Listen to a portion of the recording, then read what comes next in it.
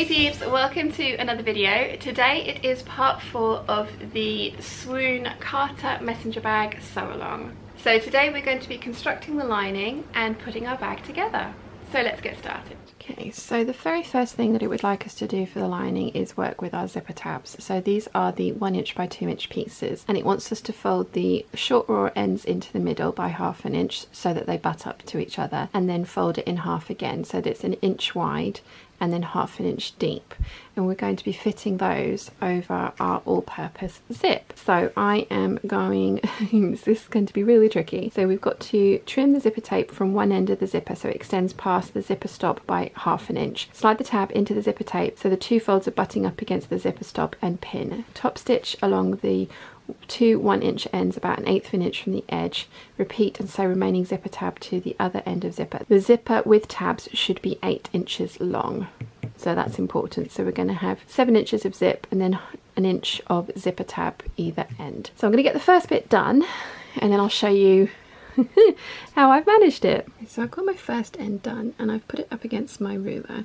and then I've marked on 7.5 inches and then 8 inches because we want it to be 8 inches in total.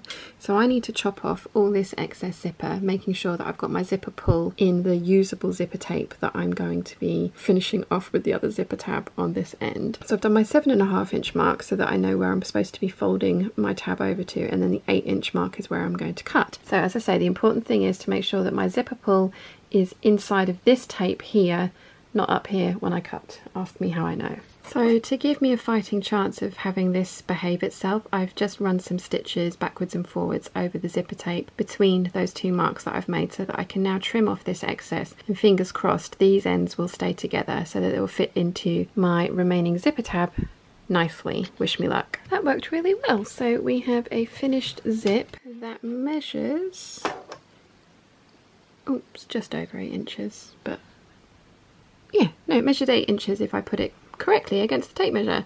So finished zip is done. We are going to move on to putting the darts into our lining panels. So there's little darts in the corner of all of our lining panels. I'm going to need to trim my interfacing down on my panels, so I'm going to get that done first and then I'm going to put all the darts in. So I'm using the same method that I do for marking darts on dresses. I have put my pattern piece over, I have put a pin through the point of my dart, I have made a mark on the back side, and then I've also marked on the legs of the dart so that I can go through and draw those all in with my ruler in a little bit. So I'm going to do that to both sides of all 4 lining pieces. For all you dressmakers out there, this is going to come as a very strange thing to do, but we're going to back stitch at the start and the finish of our dart, but we're going to sew all 8 darts in for all 4 panels, and we're going to do that by folding the legs so that they meet and that the point then meets, and we're just going to back stitch at the beginning and the end, and we're going to do that for all 4 pieces. Once you've sewn your darts into place, you then want to trim your seam allowance down to 1/8 of an inch, so you should end up with 4 now slightly 3D pieces of lining fabric. The next thing that we're going to do is we're going to sew on our zip, and the lining panel pattern piece has a little zip marker, so we're going to transfer that mark along the top edge of 2 of our lining panels. The 2 marks on each panel should be 4 inches away from the centre. So we're going to find the centre 4 inches away, or use our pattern piece to mark those onto our lining panels. Okay, so as you can see here, the zipper placement is on the pattern piece. You can just about see the other one through the other side.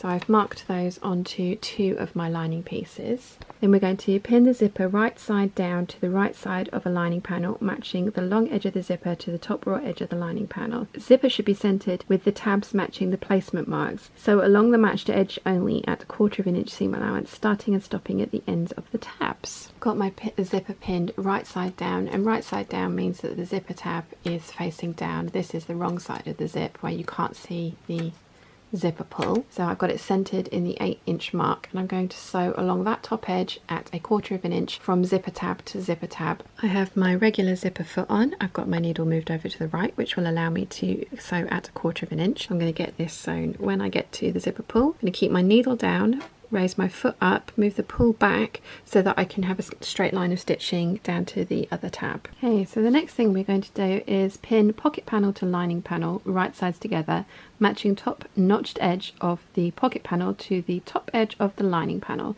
The pocket panel should be centered and matched to the length of the zipper. Sew along top edge of the pocket panel at 1/4 inch seam allowance, starting and stopping at the end of the pocket panel. So I've got my pocket panel here, notched edge, so I'm going to put that right sides together, sandwiching my zip, and I'm going to sew along that stitching line that I'd already done. So I'm going to use this side to make sure that I follow along with that stitching line. I've got this pinned in place, and as you can see, the notched edges are kind of where the zipper tabs are. So this is the start of the zip and this is the finish of the zip, and I have my pocket panel centered on that, and I've got the right sides together.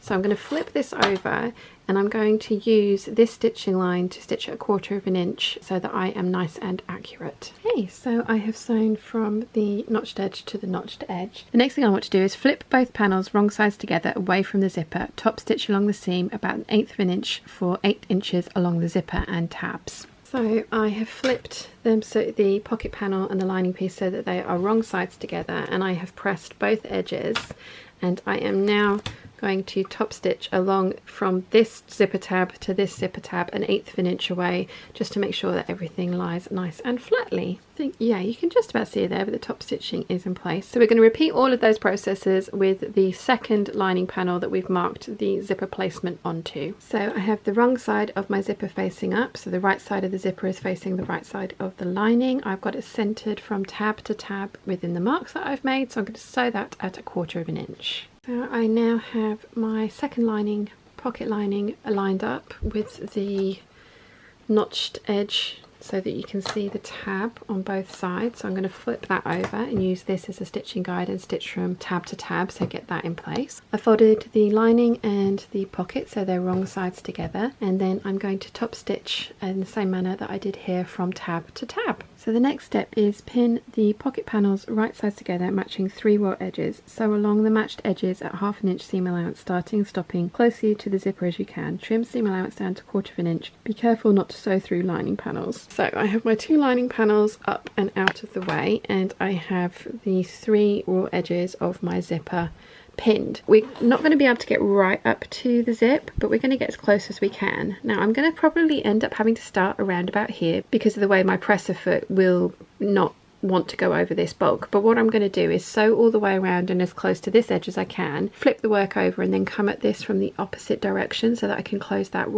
that gap that I'm going to leave. So I'm going to sew, pivot at 1/2 inch all the way around, and then we'll come back and close up that little gap that I leave at the beginning. You can see here, this is where I've finished, and I've managed to get the toe of my presser foot much closer to the edge, but the heel of the presser foot needs all this space to start sewing properly. So I'm going to flip it over and just backstitch down here, and then again sew as close up to this point as I can so that the toe of my presser foot can get in nice and closely there, and that'll close that gap. You can see there, and close that gap up. So I'm now going to trim this down to 1/4 inch and clip my corners so that they turn through nicely. So the next step is to take the lining panel without a zipper and attach it to the lining panel with a zipper, right sides together. I'm going to match all the raw edges, and then we're going to sew around the U shape at 1/2 inch seam allowance. You should only be sewing through the 2 lining panels, fold the other one out of the way, and then we're going to repeat that with the second pocket. So you should end up with something that looks like this. So I have got my zipper in the middle there, I've got this one completely out of the way, I've got my zipper pocket out of the way, and then I have my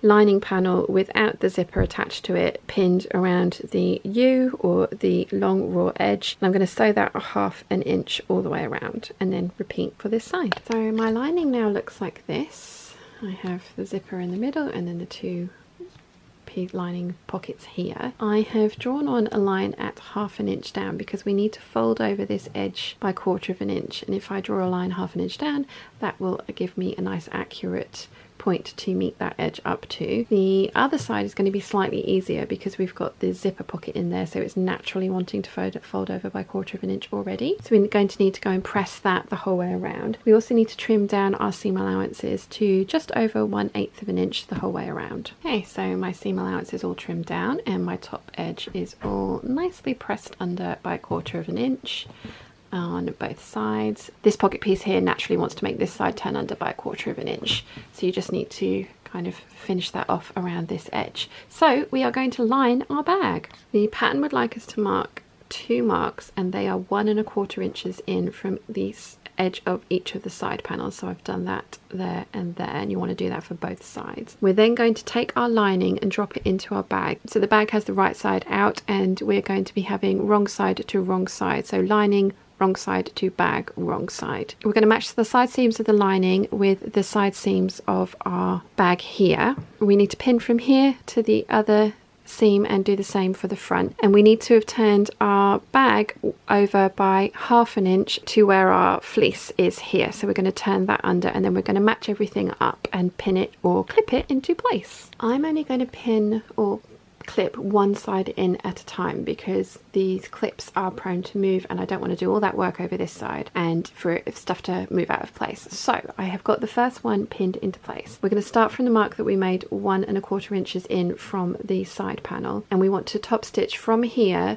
to the other 1 1/4 inch mark that we've got in there. So I'm going to top stitch with the outer of the bag underneath the presser foot, because this is the bit that I want that to look the best, and I am going to have to get the raise the machine up and use the free arm on my machine to do that. And again, I'm going to use the same top stitching that I have been using for the entirety of the bag to stitch from 1.25 or 1 1/4 inch mark around to 1 1/4 inch mark. That actually went way better than I was expecting it to. So I have got it all top stitched in up until the 1 1/4 inch mark, and I've got it stitched from 1 1/4 inch mark to 1 1/4 inch mark. So I'm going to pin this side in. This side's going to be slightly more problematic because we've got the flap to deal with, but we need to make sure that the flap stays out of the way, so it shouldn't be too bad. So I'm going to get this side all clipped in, not pinned, and then we can finish our bag off. Okay, so you should end up with something that looks like this, and you will have holes, and we're going to deal with those next. But yeah, you should end up with your lining attached to your bag. So the next thing that we need to do is deal with these holes. So it says, there will be areas from the ends of the zippers to the side panels that aren't top stitched. Pinch the center of the side panel in half, right sides together, and tuck the center between the layers of the lining panels. Matching the top edges together, pin from the end of the zipper tab to the side panel, just past where the stitching begins at both ends. Top stitch to connect the stitching, back stitching at the start and stop. Make sure you are catching the folded side panel in between.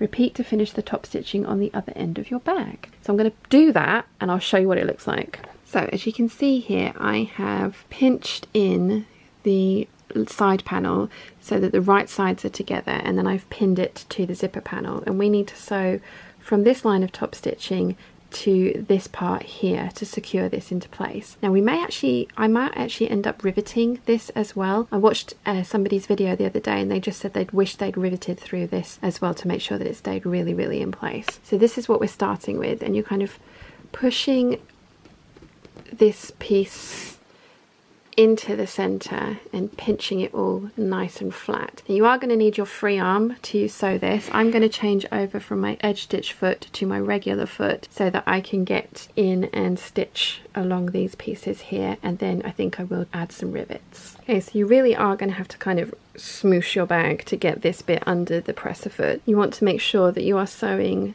this outer piece down, and this side looks really good.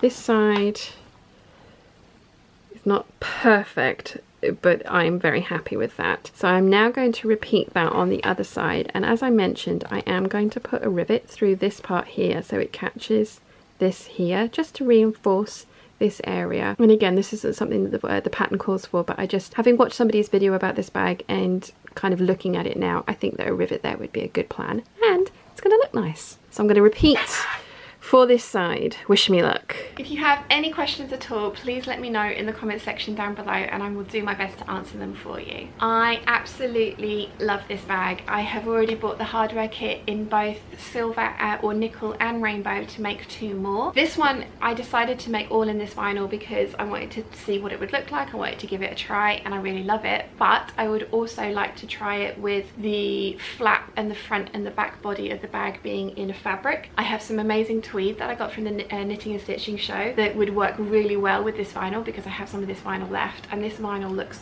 amazing with the rainbow hardware. I'm really pleased with how this one has actually turned out. I used some fabric that the lovely Jessica, who was my KB summer pattern swap partner, sent me from South Africa, and it's really bright, it's really vibrant, and it looks awesome. There are very few things that I would change about this. The only thing that I added, as I mentioned, was the purse feet, because I just like the way purse feet look. I am going to make my next one with Decoville in the bottom, because again, I like a firm bottom for my bag.